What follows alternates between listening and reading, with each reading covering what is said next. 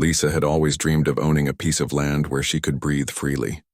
After years of saving every penny from her job as a veterinary technician, she finally bought 50 acres of beautiful ranch land in the Colorado countryside. The property came with rolling hills, a small creek that ran through the back pasture, and an old red barn that had character written all over it, her golden retriever. Buddy loved their new home even more than she did. Every morning they would walk together across the property while Lisa checked on her 3 horses and handful of chickens. Buddy would run ahead, chasing butterflies and sniffing around the wildflowers that grew naturally across the land. Those morning walks were the best part of Lisa's day. For 15 peaceful years, life was perfect. Lisa fixed up the old farmhouse, painted the barn, and created a small vegetable garden where she grew tomatoes, peppers, and herbs. Her neighbors were other ranch owners who understood the country way of life. Everyone kept to themselves but was always ready to help when needed. Then everything changed. One day, Lisa noticed heavy machinery moving around on the empty lot next to her property. She had heard rumors that someone bought the land, but she figured it would be another ranch or maybe a small farm. Boy, was she wrong. Within 6 months, a fancy housing development called Pine Valley Estates started taking shape. Huge houses with perfectly manicured lawns began popping up like mushrooms after rain. Each house looked exactly the same, with the same gray shutters, same white fences, and same boring landscaping. Lisa watched with growing concern as more and more houses were built. The development was nice enough, but it felt completely out of place next to her rustic ranch. Still, she tried to stay positive. Maybe the new neighbors would appreciate the country atmosphere. The first sign of trouble came when a woman in her 50s knocked on Lisa's front door. She introduced herself as Beverly Patterson, the president of the Pine Valley Estates Homeowners Association. Beverly wore a crisp business suit and carried a leather folder that looked very official. "I wanted to introduce myself and discuss some community standards," Beverly said with a smile that didn't reach her eyes. "We're very excited about maintaining property values in our area." Lisa invited her in for coffee, thinking this might be a good chance to get to know her new neighbors. Beverly sat stiffly on the couch and pulled out several papers from her folder. "Now, I want to be clear that we respect your property rights," Beverly began. "But we do need to discuss how certain activities might affect our community's image." Lisa felt confused. "What kind of activities?" Beverly cleared her throat. "Well, for instance, we've noticed your dog running around unleashed. In our community, all pets must be on leashes at all times for safety and aesthetic reasons." "But Buddy stays on my own property," Lisa replied. "He never leaves our land." "Yes, but he can be seen from our development, and it gives the impression that this is an uncontrolled area. We've also noticed some concerns about your, agricultural activities." Lisa's coffee suddenly tasted bitter. "Agricultural activities?" "The chickens, for one thing. The noise in the morning can be quite disruptive. And that rooster of yours starts crowing before dawn. In Pine Valley Estates, we have quiet hours that begin at 9 p.m. and end at 8 a.m. "This is a working ranch," Lisa said, trying to keep her voice calm. "People around here are used to farm sounds. And again, this is my property." Beverly's smile became even more forced. "Of course, dear. But we're all neighbors now, and we need to think about the bigger picture. Property values, you understand?" After Beverly left, Lisa felt uneasy but tried to dismiss the conversation. Surely the woman was just being overly cautious about her new community. Lisa had owned her ranch for 15 years and had never had problems with any neighbors before. 2 weeks later, Lisa found an official-looking envelope in her mailbox. Inside was a letter from the Pine Valley Estates Homeowners Association. The letterhead was fancy, with gold lettering and a logo that looked like it belonged to a law firm. The letter informed Lisa that she was in violation of community standards regarding animal control and was being fined $500.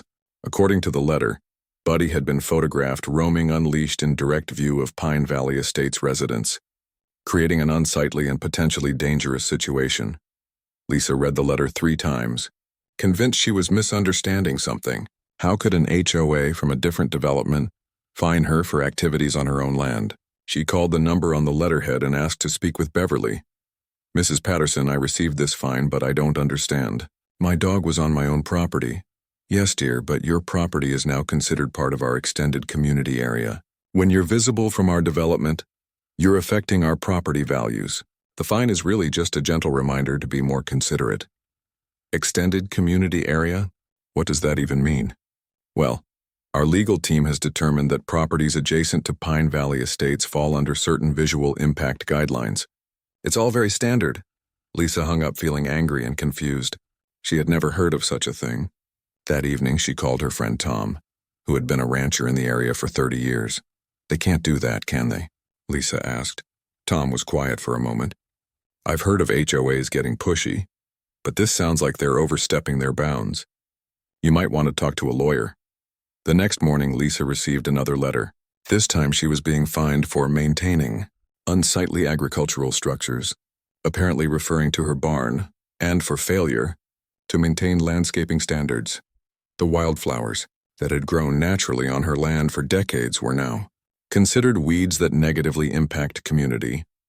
Aesthetics. Lisa stood in her kitchen, holding the letters and feeling like her peaceful world was crumbling around her. Buddy came over and nuzzled her hand, sensing her distress. She looked out the window at her beautiful ranch, the land she had worked so hard to buy and maintain. How had her slice of paradise suddenly become a problem? She'd been living the same way for 15 years, and now strangers were telling her it wasn't good enough. The worst part was the feeling that this was just the beginning. Beverly's tone had made it clear that the HOA wasn't going to stop with a couple of fines. That night, Lisa couldn't sleep. She kept thinking about the letter's threatening language and wondering what would come next. She had saved for years to buy this ranch, and now it felt like someone was trying to take away everything that made it special. Little did she know that Beverly Patterson was just getting started, and the fight for Lisa's right to live peacefully on her own land was about to become much more serious than a few angry letters. As Lisa finally drifted off to sleep, Buddy curled up next to her bed, both of them unaware that their quiet country life was about to be turned completely upside down. Lisa thought the fines were just a misunderstanding that would blow over. She was wrong. 2 weeks after the first letters, Beverly Patterson showed up at her door again, this time with a tall man in an expensive suit. "This is our legal counsel, Mr. Davidson," Beverly announced. "We need to have a serious discussion about ongoing violations." Lisa felt her stomach drop. Legal counsel? For walking her dog on her own property? Mr. Davidson opened his briefcase and pulled out a thick folder. "Ms. Chen, we've documented several continuing violations of community standards. The unleashed animal, the agricultural noise pollution, and now we've identified additional concerns." "Additional concerns?" Lisa asked, feeling like she was in some kind of nightmare. "Your property maintenance standards don't meet community expectations," Beverly chimed in. "That old barn is an eyesore that's dragging down property values across our entire area." Lisa looked toward her barn, the same barn she had lovingly restored with her own hands. The red paint was a little faded, sure, but it was sturdy and clean. More importantly, it was on her own land. "My barn has been here longer than your development," Lisa said, "and it's perfectly maintained." Mr. Davidson pulled out photographs. These images clearly show peeling paint, weathered wood, and what appears to be rust on the metal roof. In Pine Valley Estates, all structures must maintain a fresh, modern appearance. "But I don't live in Pine Valley Estates," Lisa protested. "Your property impacts the visual experience of Pine Valley Estates residents," Beverly explained with that same fake smile. "Therefore, it falls under our community guidelines." Over the next month, the letters kept coming. Lisa was fined for her vegetable garden being unstructured and unsightly. She was fined for her chickens being non-conforming agricultural animals. She was even fined for her mailbox being rustic style, rather than approved community standard. Each fine was $500. Each letter was more threatening than the last. Lisa tried to reason with them. She attended a Pine Valley Estates HOA meeting, thinking she could explain her side of the story. The meeting was held in the development's fancy community center, a building that looked more like a luxury hotel lobby than a neighborhood gathering place. About 20 residents attended, all sitting in neat rows facing a long table where Beverly and the HOA board members sat like judges. When Lisa stood up to speak, the room went quiet. "I just want to understand why my property is being treated like it's part of your HOA," Lisa began. "I've been living here peacefully for 15 years. A woman in the front row raised her hand. We paid good money for homes with certain expectations about the neighborhood. But my ranch was here first, Lisa replied. I'm not doing anything different than I've done for years. Beverly stood up. Ms. Chen, you need to understand that times change. This area is developing and we all need to be good neighbors. Your current lifestyle simply doesn't fit with the community we're building. What does that mean exactly? It means you need to bring your property up to our standards or face the consequences. Lisa left that meeting feeling angry and confused.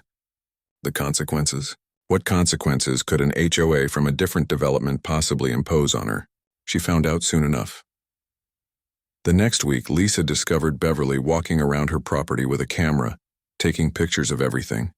When Lisa approached her, Beverly didn't even look embarrassed. I'm documenting violations for our legal case, Beverly said matter-of-factly. Legal case? We're filing a lawsuit to enforce community standards.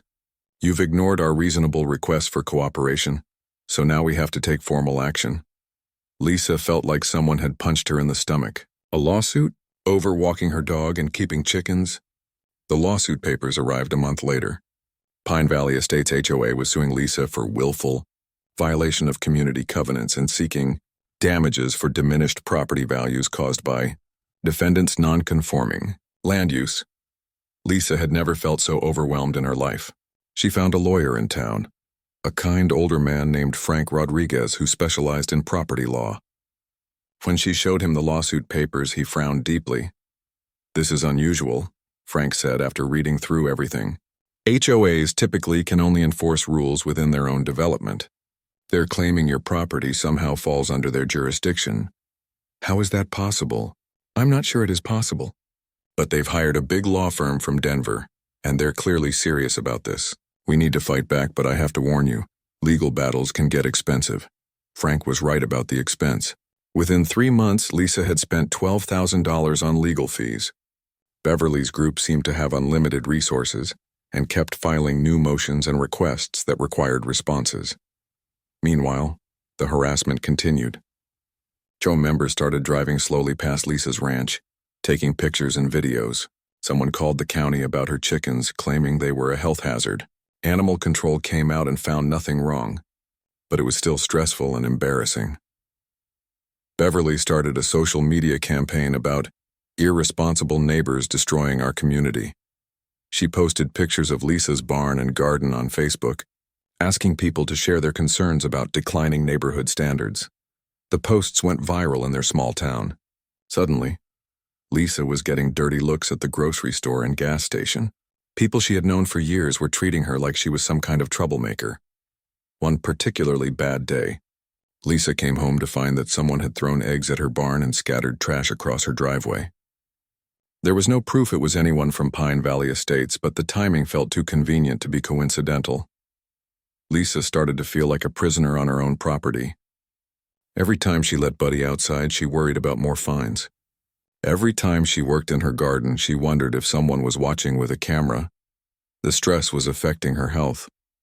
She wasn't sleeping well and had lost her appetite. Her friends Tom and his wife Nancy invited her over for dinner and were shocked by how tired and worried she looked. "This has gone too far," Nancy said. "They can't just torment you like this." "Frank says we're building a good case, but it's going to take time," Lisa replied. "And money I don't really have." "Have you thought about just giving in?" Tom asked gently. "Maybe find a way to compromise?" Lisa had thought about it. Beverly had made it clear that if Lisa would agree to certain changes, leashing Buddy, removing the chickens, painting the barn to match Pine Valley's color scheme, and replacing her wildflower areas with approved landscaping, they might consider dropping the lawsuit. But something inside Lisa rebelled against the idea. This was her land, her home, her life. She had worked too hard and sacrificed too much to let a bunch of newcomers dictate how she could live. "No," Lisa said firmly. "This is my property and I'm not changing my life to make them happy." What Lisa didn't know was that her refusal to back down was about to lead to a discovery that would change everything. Beverly Patterson thought she held all the cards, but she had made one crucial mistake in her rush to control everything around her perfect little development. And that mistake was about to cost her much more than a few faded barn photos and some unhappy social media comments. By the time, Lisa had been fighting the HOA for 18 months. She had spent nearly $30,000 on legal fees. Her savings account was almost empty, and she was seriously considering taking out a loan against her ranch just to keep paying her lawyer. Frank Rodriguez had been working hard on her case, but the Pine Valley Estates legal team seemed to have endless resources. Every time Frank filed a motion, they responded with 3 more. It felt like fighting a hydra. Cut off one head and 2 more appeared. The turning point came during a property dispute that Lisa never saw coming. One morning, Lisa found surveyors on her land, measuring and marking boundaries. When she asked what they were doing, the lead surveyor showed her an official county document. "We're here on behalf of Pine Valley Estates HOA," he explained. "They're claiming there's a boundary dispute that needs to be resolved before the lawsuit can proceed." Lisa immediately called Frank. "They can't just send surveyors onto my property, can they?" "Actually, if there's a legitimate boundary question, they can request a county survey," Frank said. "But this is the first I've heard about any boundary issues. Let me look into this." Frank came out to Lisa's ranch that afternoon with a thick folder of documents. "I've been researching the history of your property and the land where Pine Valley Estates was built. There's something interesting here that I think we need to investigate." They sat at Lisa's kitchen table while Frank spread out old property deeds, survey maps, and county records. "Your ranch has been in the same family for almost a century," Frank explained. "It was originally part of a much larger cattle operation." "The Morrison family, right?" Lisa said. "Old Joe Morrison sold me this piece when he retired." "Exactly. But here's what's interesting. Joe Morrison also sold the land where Pine Valley Estates is now built. That sale happened in 1998, about 3 years before you bought your piece." Frank pulled out a yellowed document. "This is the original deed for the Pine Valley land. Most of it is standard language, but there's a clause here that's very unusual." Lisa leaned forward to look at the dense legal text. "What kind of clause?" "It's what's called a reversion clause or right of first refusal provision. Basically, Joe Morrison included language that says if the new owners ever try to extend their control beyond the boundaries of their actual property, the land becomes available for purchase by adjacent property owners." Lisa felt her heart skip a beat. "What does that mean exactly?" Frank smiled for the first time in months. "It means that if Pine Valley Estates HOA has been trying to control your property, which they clearly have, they may have triggered this clause. And if they have, you could have the right to buy their entire development." "Buy their development? How much would that cost?" Frank looked at the document again. "According to this clause, the repurchase price would be the original sale price plus reasonable improvements. Joe Morrison sold that land for $4,000 per acre in 1998.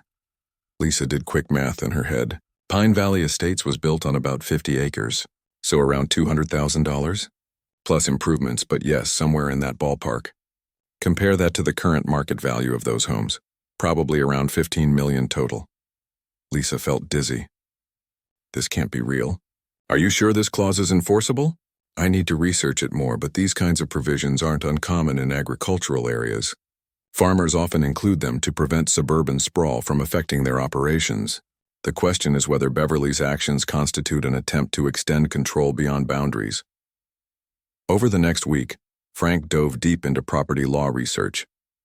Meanwhile, Lisa tried to act normal while her mind raced with possibilities. Could she really turn the tables on Beverly and the HOA that had been making her life miserable? Frank called her on Friday afternoon with news. "I've confirmed it. The clause is absolutely enforceable under Colorado property law. And Lisa, I think we have a slam-dunk case that the HOA has violated it." "How so?" "I've documented every letter, every fine, every threat they've made. They've repeatedly claimed authority over your property, tried to enforce their rules on your land, and even filed a lawsuit claiming you're subject to their covenants. That's exactly the kind of boundary overreach this clause was designed to prevent." Lisa felt a surge of hope for the first time in months. "So what happens now?" "First, we need to get the current property appraised and confirm the exact purchase price under the clause. Then we need to notify the HOA that they've triggered the reversion provision. After that, it gets interesting." The appraisal took 2 weeks. The Pine Valley Estates development was indeed worth approximately $15 million on the current market. Under Joe Morrison's clause, Lisa could purchase it for $247,000. The original land price plus documented improvements, like roads and utilities. Frank prepared a formal notice letter to Beverly, Patterson and the Pine Valley Estates HOA board. The letter was beautifully crafted, laying out exactly how their actions had triggered the reversion clause and giving them 30 days to cease all activities. Targeting Lisa's property, Lisa insisted on delivering the letter personally. She arrived at Beverly's house on a Tuesday morning, wearing her best dress and carrying the letter in a manila envelope. Beverly answered the door in her usual business attire, but her confident smile faltered when she saw the official-looking envelope. "What's this?" Beverly asked. "Legal documents," Lisa said simply. "I thought you should see them right away." Beverly opened the envelope and began reading. Lisa watched as the woman's face went from confusion to concern to outright alarm. "This is ridiculous," Beverly sputtered. "You can't seriously think this old clause means anything." "My lawyer thinks it means quite a lot," Lisa replied calmly. "You have 30 days to stop trying to control my property or I become your new landlord." "Landlord? This is insane. We own our homes." Lisa pulled out a copy of the property research Frank had done. "Actually, most of the Pine Valley residents are financing their homes or have mortgages, but the land belongs to the HOA corporation, which means if I acquire the development, I acquire the land rights." Beverly's face had gone pale. "You can't be serious."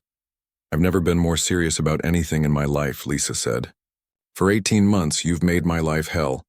You've cost me $30,000 in legal fees, damaged my reputation in this town, and tried to destroy everything I've worked for, all because you think you can control property that isn't even yours." "We'll fight this," Beverly said, but her voice lacked its usual confidence. "Go ahead," Lisa replied. "But I'd suggest you read that clause very carefully first.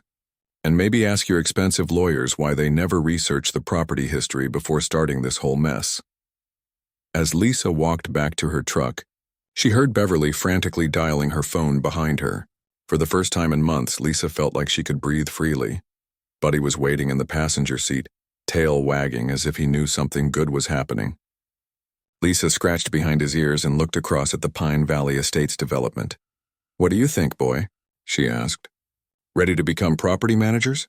The war wasn't over yet, but for the first time since this nightmare began, Lisa felt like she might actually win. Beverly Patterson was not going down without a fight. Within hours of receiving Lisa's letter, she had called an emergency meeting of the Pine Valley Estates HOA board and brought in their legal team from Denver. Lisa learned about the meeting from her friend Nancy, whose cousin lived in Pine Valley Estates. She said Beverly was practically screaming about some ridiculous legal claim, Nancy reported. Apparently they're planning to challenge everything. Frank Rodriguez had expected this reaction. They'll argue that the clause is outdated, that their actions don't constitute boundary overreach, or that modern property law supersedes the original agreement. But I've researched similar cases, and the precedent is on our side. Meanwhile, Lisa was working on the practical side of her potential purchase. She had sold 2 of her horses and was in talks with the bank about a property acquisition loan. The numbers were tight but doable. If she could buy Pine Valley Estates for $247,000, the rental income from 50 houses would easily cover the loan payments and give her a substantial monthly profit. 2 weeks into the 30-day notice period, Beverly showed up at Lisa's door again. This time she wasn't wearing her usual business suit. Instead, she looked tired and worried. "We need to talk," Beverly said without her usual fake pleasantries. Lisa invited her in. "Curious about this change in approach?" "Look," Beverly began, "maybe we got off on the wrong foot. Our lawyers think there might be some validity to your claim, so we'd like to discuss a settlement." Lisa poured herself coffee but didn't offer any to Beverly. "What kind of settlement?" "We're prepared to drop all fines in the lawsuit. We'll also pay your legal fees, all $30,000. In exchange, you forget about this property clause business." Lisa took a sip of her coffee and considered the offer. 6 months ago, she would have jumped at the chance to end this nightmare and get her money back. But now, after everything Beverly had put her through, it felt like too little, too late. "That's generous," Lisa said carefully, "but it doesn't address the fundamental problem." "What problem?" "You still think you have the right to control what I do on my own land? This settlement would just postpone the next round of harassment." Beverly's mask slipped a bit. "We have legitimate concerns about property values. Your lifestyle choices affect the entire community." "And there it is," Lisa said. You're still trying to tell me how to live on property I've owned for 15 years. The answer is no. Beverly's tone hardened. You're making a mistake. We have resources you can't imagine. We'll tie this up in court for years. Go ahead, Lisa replied. But you might want to consider what happens to property values when word gets out that the entire development might change ownership. I imagine some of your residents would be very interested to know about this situation. Beverly left angry, but Lisa could tell she was also scared. Good. It was about time Beverly understood what it felt like to have her comfortable world threatened. The Pine Valley legal team's counterattack came exactly on day 28 of the 30-day notice period. They filed multiple motions in county court, arguing that the reversion clause was unenforceable, that Lisa had no standing to claim it, and that the HOA's actions didn't constitute boundary overreach. Frank was ready for them. They're throwing everything at the wall to see what sticks, he told Lisa. But we have documented evidence of every single attempt they made to control your property. Judge Morrison, no relation to old Joe, by the way, is known for being very strict about property rights. The hearing was scheduled for the following week. Lisa had never been in a real courtroom before, and she felt nervous as she sat next to Frank at the plaintiff's table. Beverly and her team occupied the defendant's table with 3 lawyers in expensive suits. Beverly's lead attorney, a sharp-faced woman named Jennifer Walsh, argued passionately that the reversion clause was an outdated relic that had no place in modern property law.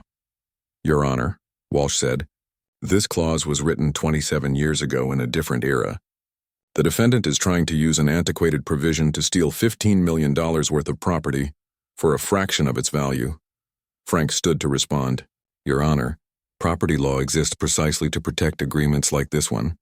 The original landowner, Joe Morrison, specifically included this clause to prevent exactly what Pine Valley Estates has done, extending their authority beyond their legal boundaries. Judge Morrison, a stern woman in her 60s, asked the key question, Mr. Rodriguez, can you demonstrate that the HOA actually attempted to exercise authority over property outside their development? Frank presented a thick folder of evidence. Yes, Your Honor. We have documented 17 separate instances where Pine Valley Estates HOA issued fines, demands, and legal threats to Ms. Chen regarding activities on her own property. They've explicitly claimed authority over her land in their lawsuit and in written correspondence. Judge Morrison spent 20 minutes reviewing the evidence while the courtroom sat in tense silence. Lisa watched Beverly fidgeting in her seat and felt a small surge of satisfaction. Finally, the judge looked up.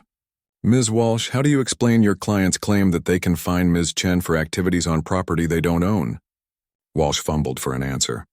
Your Honor, we were simply trying to maintain community standards for the benefit of all residents.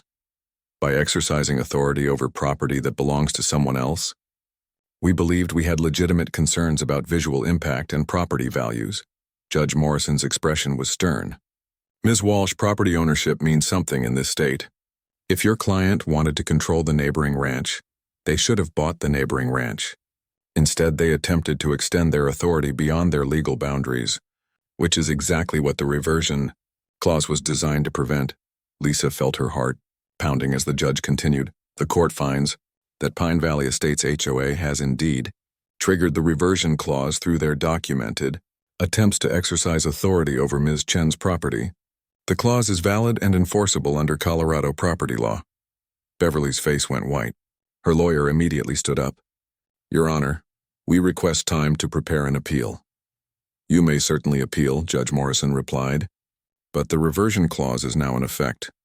Ms. Chen has the right to purchase the Pine Valley Estates development at the agreed-upon price. Lisa felt like she was floating. After 2 years of harassment, legal bills, and sleepless nights, she had actually won. But Judge Morrison wasn't finished. Furthermore, the court finds that Pine Valley Estates HOA acted in bad faith throughout this dispute. They are ordered to pay Ms. Chen's legal fees and court costs. Frank squeezed Lisa's arm. We did it, he whispered. As they left the courthouse, Beverly cornered Lisa in the parking lot. This isn't over, she said angrily. We'll appeal this all the way to the state Supreme Court if we have to. Lisa looked at the woman who had made her life miserable for 2 years. Beverly, you can appeal all you want. But while you're doing that, I'll be your landlord. And I have some new community standards I'd like to discuss. For the first time since this whole ordeal began, Beverly Patterson had nothing to say.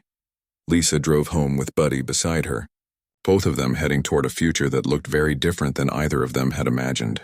She was about to become the owner of 50 houses, the boss of her former tormentors and the master of her own destiny. But first, she had some serious planning to do. 3 weeks after the court ruling, Lisa stood in what used to be Beverly Patterson's office in the Pine Valley Estates Community Center. The nameplate on the door now read, Pine Valley Property Management, Lisa Chen, owner. Beverly's appeal had been quickly rejected by the state appeals court, and the property transfer was finalized faster than anyone expected. The judge had been so clear in her ruling that higher courts saw no reason to review the case. Lisa's first day as the new owner had been surreal.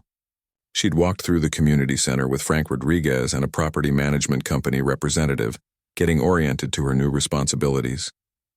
50 houses, a community pool, landscaped common areas, and suddenly she was responsible for all of it. The residents' reactions had been mixed.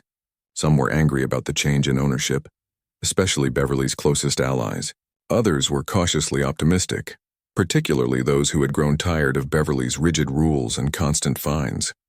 A few were actually excited, having heard about the circumstances that led to the ownership change. Beverly herself had been the first casualty of the new management. Lisa discovered that Beverly didn't actually own her house. She had been renting it from the previous property management company. When Lisa reviewed the rental agreements, she found that Beverly had violated several lease terms, including using the property for business purposes without permission and harassing other residents. Lisa's eviction notice to Beverly was professional and by the book. 30 days notice for lease violations, Lisa had explained when she personally delivered the notice. Same as you would have given anyone else. Beverly had tried to argue, threaten, and even plead, but Lisa remained firm. You made the rules, Beverly. Now you get to live by them. Moving day for Beverly was quiet and awkward. Lisa watched from her ranch as a moving truck loaded up Beverly's belongings. Part of her felt bad about the situation, but mostly she felt relieved. The person who had caused her so much stress and financial hardship was finally leaving. With Beverly gone, Lisa could focus on being a good property owner. Her first major decision was dissolving the old HOA structure entirely. Instead of an association with endless rules and fines, she created a simple rental community with reasonable guidelines focused on actual property maintenance and neighbor respect. The monthly HOA fees, which had been $350 per month under Beverly's management, were eliminated completely. Instead, Lisa included basic maintenance and common area upkeep in the rental rates, which she kept at fair market value. Lisa's second major change was converting Beverly's old office into something the community actually needed, a dog daycare and training center. The irony wasn't lost on anyone that the woman who had tried to fine Lisa for walking her dog now had her former office filled with happy, barking dogs all day long. The transformation of Pine Valley Estates was remarkable. Without Beverly's constant rule enforcement and fine threats, the community became more relaxed and friendly. Neighbors started talking to each other again instead of looking for violations to report. Kids played in the common areas without fear of being cited for inappropriate use of community space. Lisa hired 3 new property managers, including 2 people who had been frequent targets of Beverly's harassment campaigns. Maria Santos, a retired teacher who Beverly had fined multiple times for unauthorized garden decorations, plastic flamingos, became the head of community relations. David Kim, who had been constantly cited for his teenage son's skateboarding, took over maintenance coordination. The changes weren't just administrative. Lisa used some of the rental income to make real improvements to the community. She updated the playground equipment, renovated the community center, and added electric vehicle charging stations in the parking areas. Most importantly, she established the Pine Valley Legal Aid Fund, using a portion of the rental income to help other property owners fight HOA overreach.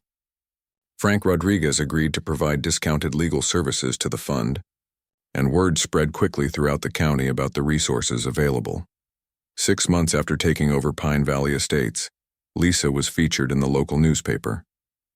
The headline read, "From Ranch Owner to Community Leader: How One Woman Turned the Tables on HOA Bullying." The article brought attention from across the state. Lisa started getting calls from other property owners facing similar harassment from overreaching HOAs. She couldn't help everyone, but the Legal Aid Fund had already assisted 12 families in fighting unreasonable fines and restrictions. Buddy, now famous as the dog that brought down an HOA, became something of a local celebrity. Lisa had to laugh when the regional newspaper asked to do a photo shoot of Buddy playing in the Pine Valley Estates dog park, the same area where Beverly had once tried to ban him from being visible. The financial side of Lisa's new life was also working out better than expected. The rental income from 50 houses was substantial, even after expenses, taxes, and contributions to the Legal Aid Fund. Lisa was able to pay off her ranch mortgage early and still had enough left over to expand her operation. She bought the old Morrison family homestead, which connected to her original ranch, giving her and Buddy over 200 acres to explore. She also started a small organic farming operation, selling vegetables and eggs at the local farmers market. 1 year after the court ruling, Lisa threw a community barbecue for Pine Valley Estates residents. As she watched families enjoying the pool, kids playing safely, and neighbors chatting over hamburgers and hot dogs, she reflected on how much had changed. Beverly Patterson had moved to another state, reportedly working as a property manager for a different HOA. Lisa occasionally wondered if Beverly had learned anything from their conflict, but mostly she just felt grateful that chapter of her life was over. The barbecue was winding down when Maria Santos approached Lisa with a big smile. "I have news," Maria said.